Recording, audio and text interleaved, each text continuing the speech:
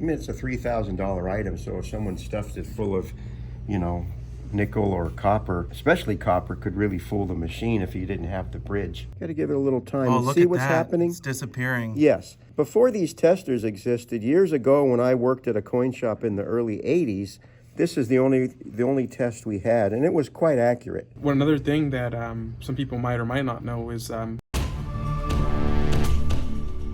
buy your gold and silver online from SD Bullion. New customers get gold or silver at spot by visiting sdbullion.com/new. I can't believe it. We're at 295,000 subscribers, Adrian. Yeah, they keep growing. Yeah, only 5,000 more till we get that goal, right? Yes, yeah, and we've got almost a complete giveaway that we're gonna do. So I'm really excited, and I'm excited to show it to you guys. All right, so yeah, please subscribe, Yes. and when we get to that 300,000, it's gonna be fantastic. It's gonna be epic, and yeah, let's get it going. So Harry, some people have asked me in the videos, you've got the bid and the ask up here for gold, silver, platinum, etc. Which one do you go off of? I mean, on gold, it's almost irrelevant because we're only talking about a dollar difference in a $2,600 item, but nonetheless, we typically go off the bid when we're buying and the ask when we're selling.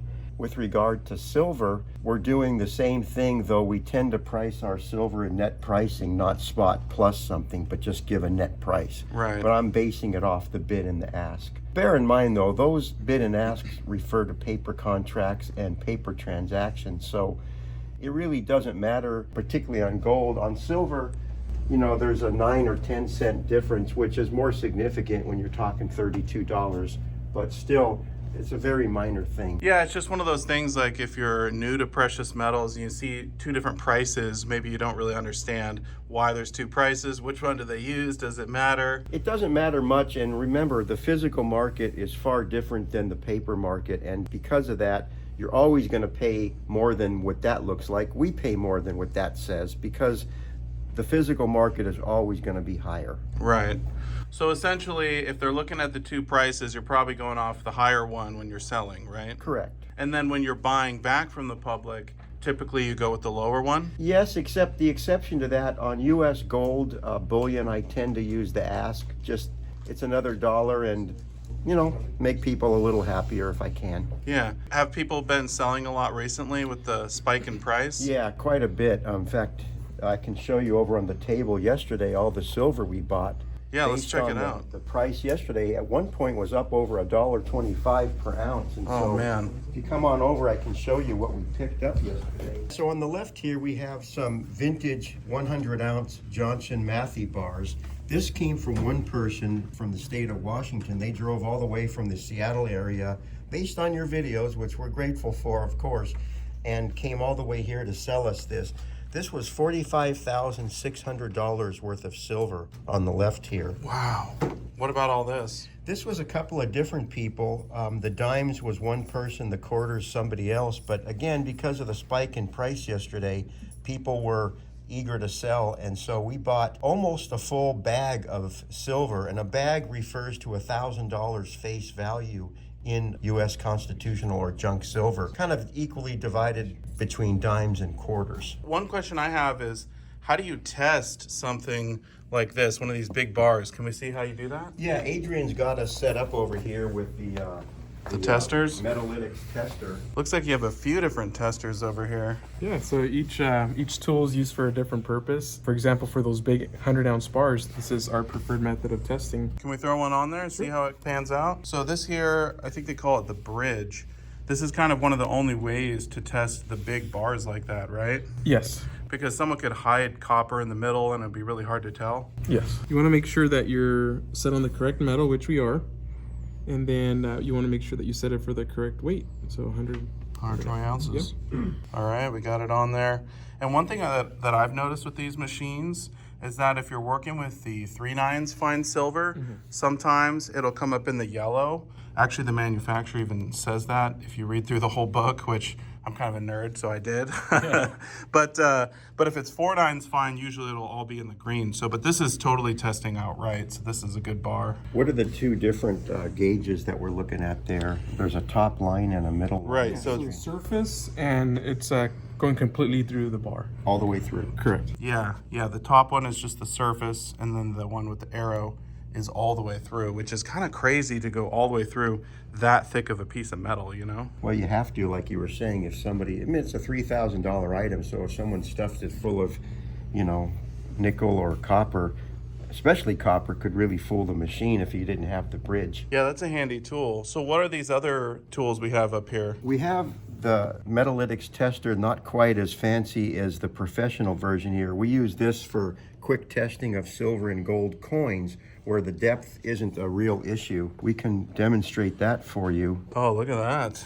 Smoking. So if we set this for 3/9 fine silver, it's a trump round. And what you want to see is that rectangle between those brackets. So that one is good. So what happens is basically this is a yes or no machine. We set it for a certain percentage of purity and we put the coin on there and either it's in the box or it's not. Let's pull out, let's say, a 90% dollar. And here's one thing with the machine too, though. Remember to use all your senses and not just go with that result. So it's Right. one of the tools to keep in your arsenal. So if I put a 90% US silver dollar on there, the machine has the arrow saying, no, yeah. that's not what it is. But I can address that by changing the setting to silver, 90%. I put that on. Now the rectangle's between the brackets. Conversely, if I go back to the silver round, now that box is outside the brackets, meaning this is not a 90% coin, but rather something else. So if people have silver at home and they're not sure if it's real or not, can they bring it in and have you guys test it for We're them? always doing that, and we're happy to do it. Wow, what about for like jewelry? Jewelry is another different tester. For gold jewelry, we have something jewelers use called the key tester, K-E-E. And what this does is it checks the carat weight on gold. Does it test for silver or platinum or anything? Or It tests for platinum, but not silver. okay. So if I put this ring on here, even though it may be marked 10 or 14 or 18 karat, there's a lot of fakes out there. So you want to use, like Adrian said, use all your tools and all your senses. This is just a hair over into 14 karat. So, you know, this is a 14 karat ring. If I take a piece of silver, even if it were gold plated and put it on there, it's going to go right to the red. Yeah. The old acid testing is very useful in situations where something's heavily gold plated and it's fooling the machine, and I'm not quite sure that what I'm reading is accurate, meaning, like Adrian taught me some time ago, gold-plated jewelry tends to swing right to 18 karat. So if it looks a little funny, again, using all our senses, and swings to 18 karat, typically what I'll do is acid test it. So the way this works is we take a scratch on what's called the touchstone, it's a rough stone. I put the 14 karat acid on there.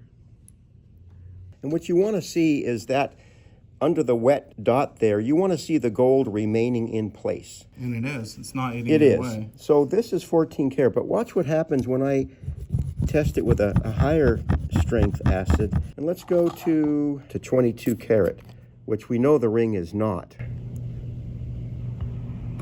Got to give it a little time Oh, and look see at what's that. happening. It's disappearing. Yes. Before these testers existed, years ago when I worked at a coin shop in the early 80s, this is the only test we had, and it was quite accurate. It's just a Wow, little that's more incredible. time consuming. Yeah. So you have a ton of tools available to you guys to sort of weed out all of the fake coins, fake jewelry. This seems like something that every coin shop should have, don't you think? Oh, I'm sure they do. Yeah. I would be shocked. If they don't have it, they're not buying scrap. Yeah. And some shops don't buy scrap. Because there's, we make mistakes. We get fooled now and again, and it's an expensive mistake at times. I believe it. Well, what have people been buying here? I see you have a lot of different rounds. Now we've got Christmas rounds, of course, with the year 2024 on them. They've got Santa and then the year on the back. I'm curious if you guys have ever received silver for Christmas. Have you gotten silver before, Harry? I have not. You have not? What about you, Richard? Never gotten a silver coin for Christmas? Coin, yes, but bullion piece, no. Yeah. I've gotten silver before. What about you guys? Brandon, you ever got silver for Christmas? Never. I wish. Adrian? Yeah. I have. Did your wife get you something Yes. good? Was Yeah. it a Libertad or something like that? No, she actually got me a gift card here. This was a few years ago, so I bought some silver. No way. She was like, "Here, so you can buy some silver." I didn't even know you had gift cards, Harry. We do. And this time of year, we do sell some. Wow, I would love to get a silver gift card. But if I was picking out a piece of silver for myself, I'm not sure what I would get. I think maybe an eagle. I just love the silver eagles. These African leopards have been popular. This is from the Republic of Ghana. Just so you know, it's not something we were able to order. This came in over the counter, so one of those while they last situations. Yeah, so when people bring in the unique stuff, you guys just put it out for sale, and when it's gone, huh? When it's gone, it's gone. Part of the joy of this hobby is the hunt. You come in here and you see something you've never seen before. Like, for instance, I'd never seen these before. Some call it a scorpio, but it's actually a lobster. A lobster. Yeah, and this is from the Caribbean Central Bank. Oh yeah, they make these over at Eastern Scottsdale. Caribbean, yes. Yeah, Scottsdale makes a lot of the coinage for these different countries. Yeah. That's a really unique one. Looks like you guys still got the special on Morgan and Peace dollars. We do. Somebody completely bought all the dollars the other day. 279 we had in inventory. Somebody in California, one of your viewers, called and ordered and bought all of them. Wow. I still have to say though, my favorite is the Mercury dimes. I just love them. Yeah, we bought these as part of that dime lot yesterday that I was just showing you, and we have a few hundred of them now, but these won't last through the day, Yeah, as always. people love the Mercs. They sure do. You know, Harry, whenever I come to your shop, typically we look at the bullion cases, we look at the constitutional or junk silver, but we never really meander over to this area. Yeah. Or I should say rarely we do. You have some cool stuff down here. You've got some currency, you've got some commemorative dollars. What I try to do in this showcase is put the things that don't really fit any other showcase, particularly U.S. Mint products that are extraordinarily nice. Sometimes the U.S. Mint puts out stuff that's just stuff, the annual proof sets, but sometimes they really get it right. And so we try to feature some of that too. The beautiful silver eagles, Wow. some of the reverse proof Morgan and Peace dollars from 2024. Oh, yeah. And believe it or not, even though we're coming up on the 250th anniversary of our country, a perennial good seller here is the bicentennial sets from 1976, both the mint set and the proof set. We keep these all the time in here, and every week I'm restocking it a couple of times. These are perfect 70s. Again, if you remember the scale of grading on coins is 1 through 70, 70 being an absolutely perfect coin. So these silver eagles are absolutely 100% perfect. MS70s, and so I try to keep a tray of those around too. Now, I do have a question, and maybe I should ask Richard or Adrian, but if you have a silver eagle that's graded a 70 and it develops like a milk spot down the road, is it no longer a 70? That's in the opinion, I suppose, of the buyer, because people rely maybe too much on what the slab says, but a real connoisseur of coins, someone like Richard or Adrian who know grading very, very well, would not accept that coin as a 70 even if it said so on the slab. So here's something that I always tell people with buying coins and slabs. Make sure to always look at the coin. Don't just buy the slab. So buy the coin, not the holder. We've had times where there's coins that are, a different reverse. For example, the 78 Morgan, they call it, reverse of 79 or reverse of 78. There's been times where we've seen it and it's not the correct coin. So those coins those price differences could be pretty big. Stuff also gets mislabeled all the time. So two things you want to do is, like he said, look at the coin. So buy the coin, not the holder.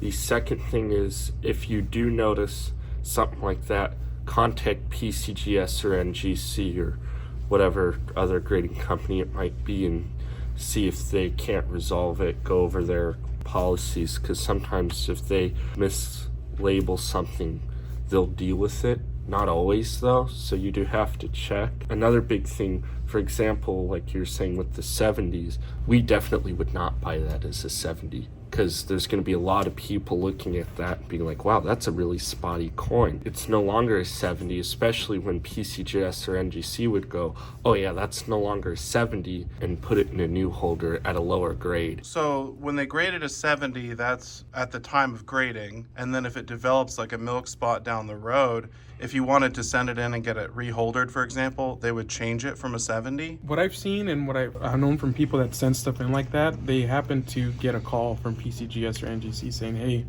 this coin now has a milk spot. We have if it's an eagle, which more than likely it is an eagle or a maple, they just buy it back. To them it's worth more to just get it out of the market and them to keep their reputation. Another thing that some people might or might not know is both NGC and PCGS, they don't guarantee the color for copper.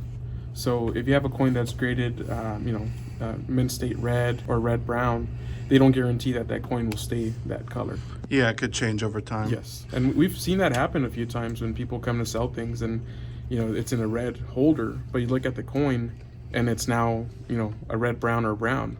So that's why I say to always buy the coin and not the holder. And that's when dealing with copper cents usually? Yes, just copper coins in general. So when they come from the mint, when they're originally made, they should all be red. Is that correct? Correct. So think of it like a copper pipe, right? When you buy a copper pipe, it's that bright red. Yeah. And I did some plumbing, so that's why I'm familiar with the color. But once you go to pull out something that's been, under a house for a long time or something, and now it's that darker brown color. So same thing with coins. When they've been circulated or stored improperly, they turn a little bit of a darker color. Well, and they can turn green even. Oh right? yeah, oh for sure. So that would be worse than a brown. Yeah, that'd be environmental damage. So that wouldn't even grade. Oh wow. Yeah, let's take a look at this one here. There they abbreviate RB? it. So BN is going to be brown, RB is going to be red brown, and then RD is going to be red. And you can see, I would say this is like on the very edge of almost being a brown. So it's kind of a good thing they went RB. Yeah. Slightly So better. that's definitely changed in the holder over the years because those rattlers weren't airtight. Interesting. But it's still got enough red that I'd be happy with it being a red brown. Sorry. But eventually this will just be a brown, right? Correct. So maybe in 10, 20 years. 30, 40, yeah. Yeah. This is why I love coming into the coin shop, Harry, because I feel like every time I come in here, I learn something new. I do too, every day. And I want to give a special shout out to my dad, Felipe. He's a subscriber and big supporter of the channel, and because of him, I'm into coins, and also I am the man that I am today. So thank you, Dad. Gracias. Te agradezco mucho. Awesome. Well, yeah, and people can say in the comments, shout out as well. Yes. Thank you. Absolutely. Very and cool. Adrian is his father's son, and his father has an amazing work ethic and imparted it to Adrian and to the benefit of all of us here. All right. It's very Thank you, cool. Mr. Gomez. Yeah, thank you very much. All right. Well, hey, I appreciate the time, Harry. Thank you, Silver Dragon.